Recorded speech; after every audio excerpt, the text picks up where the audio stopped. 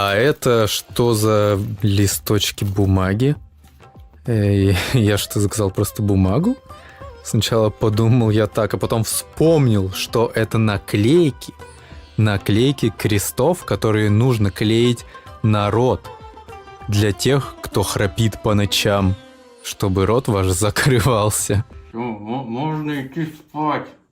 Я не храплю, но я специально пытался дышать ртом, и это правда очень сложно.